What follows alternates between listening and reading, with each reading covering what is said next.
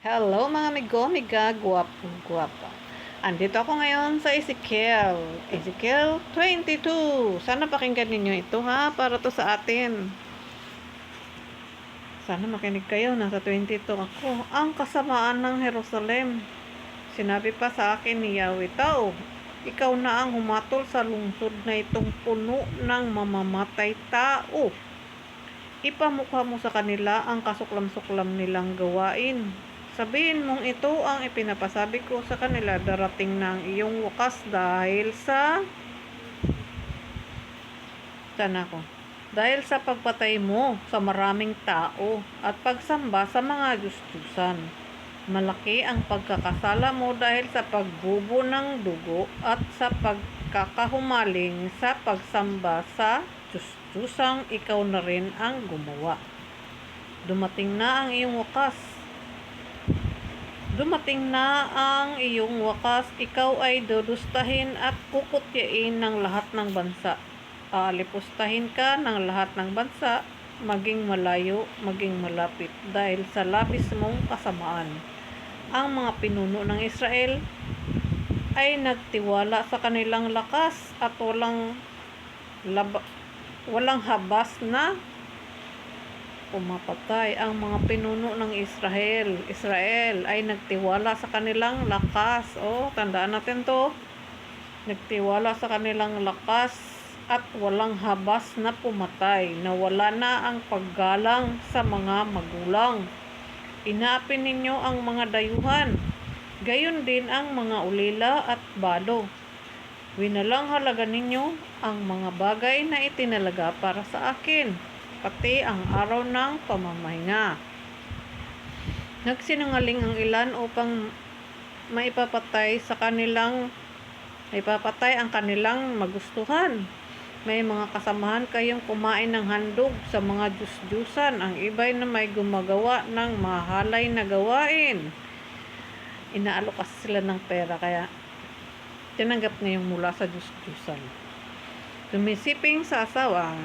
Sa kapulungan ninyo'y may sumisiping sa asawa ng kanilang mga ama. Sa kapulungan ninyo'y may sumisiping sa asawa ng kanilang ama. Ang iba na may sumisiping sa babaeng pinapanahon.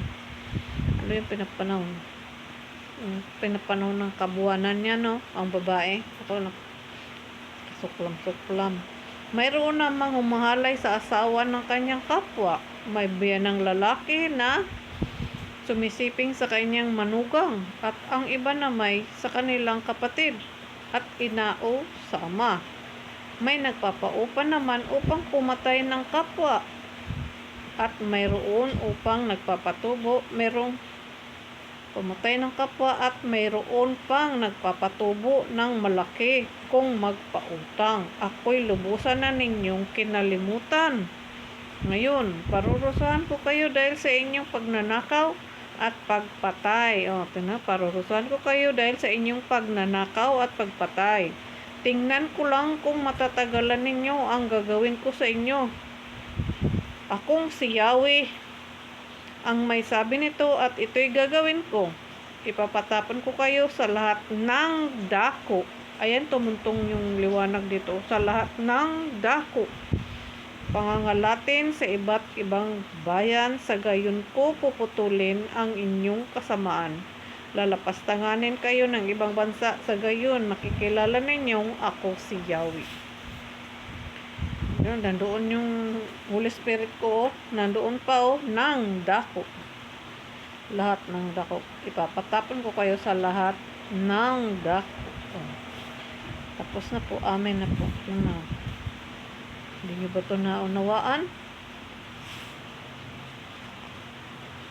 Mga kasamaan dito sa atin, sa Jerusalem, ng daming kasamaan dito talaga.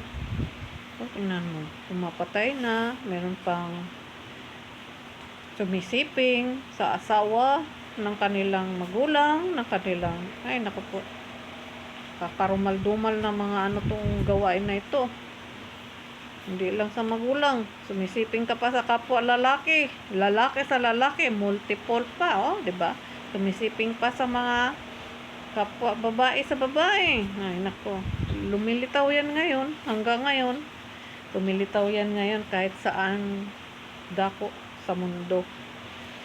Yung mga ipinagbabawal ng Panginoon, yung mga pumapatay, pangangalunya, panghahalay, yung sumisiping ka sa kapwa lalaki, pinagbabawal yan ng Panginoon dahil yan ay mga kasuklam-suklam na gawain, hindi yan katuwiran ng Panginoon, hindi naman inuutos yan ng Panginoon. Ang inuutos ng Panginoon sa atin, ang lalaki para sa babae, ang babae ay para sa lalaki. Hindi yung lalaki sa lalaki, babae sa babae, walang ganun. Yung nasa Thessalonica yan, binigay yan sa akin. Thessalonica 5, nandoon yun. Kaya dapat iwasan natin ang gumagawa ng pagkakasala. Nandito sinasalaysay ng Panginoon.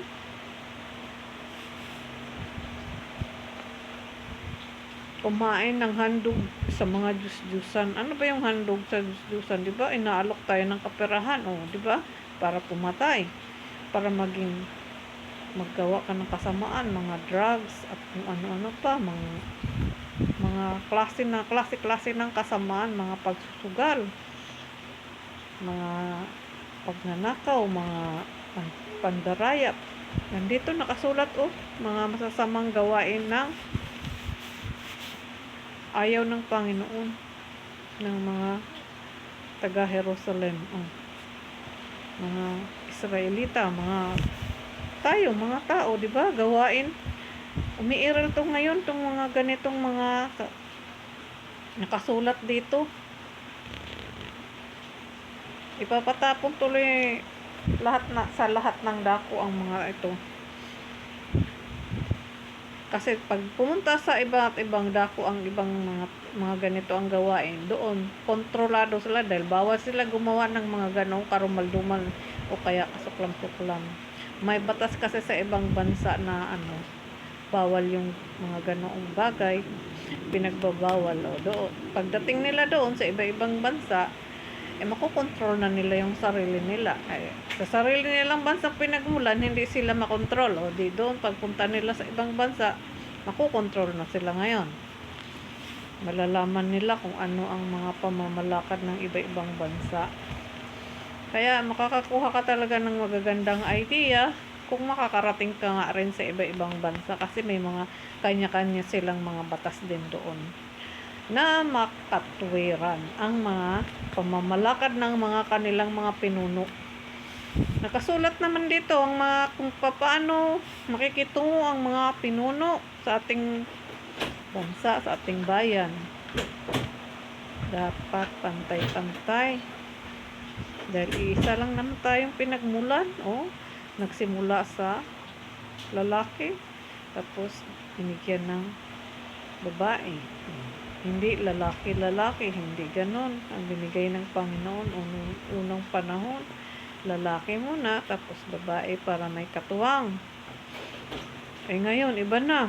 Magkatuwang, lalaki sa lalaki, babae sa babae. Okay lang yun kung magkaibigan, basta wala lang. Alam nyo na yun. Kasi may mga hustong pag-iisip na tayong lahat.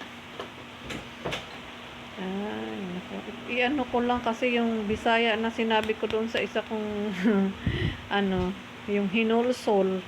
Bisaya kasi yun. Hinulsol, repentance yun, repentance.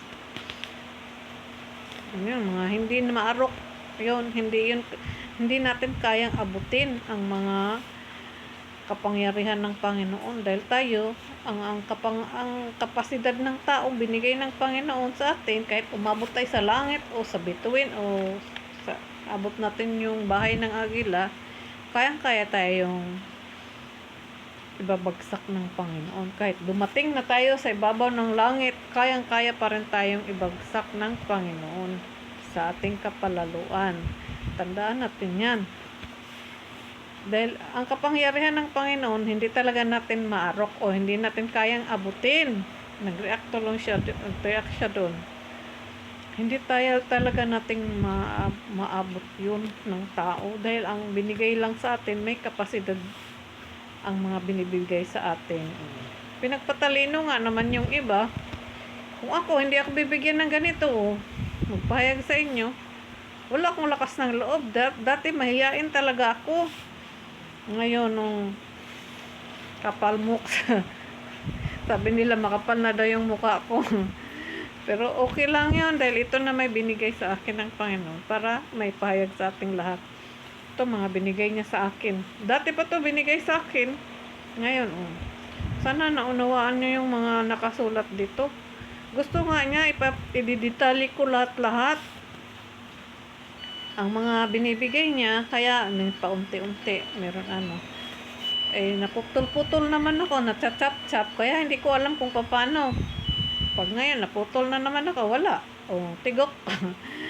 Kaya yung sinabi kong doon sa isa kong hinulsol, yon, repentance, isang term ng meaning repentance, yung salita namin yung Bisaya. Bisaya man ako. Tagalog kasi pag nandito ka sa Luzon, kumbaga parang generation, pangkalahatan rin yun sa amin yung Tagalog. Sa buong Pilipinas ang Tagalog ko. Ay, nasabi ko na naman. Naku po. Ayun.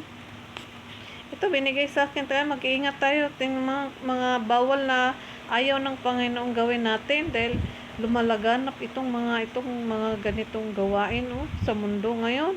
Hindi ito kaaya-aya sa Panginoon, karumal-dumal, kasuklam-suklam, yung mga pumapatay, mga kasinungalingan, yung mga nangingidnap, marami pa yan, pagsusugal, pangangalunya, pangahalay, ang dami-daming mga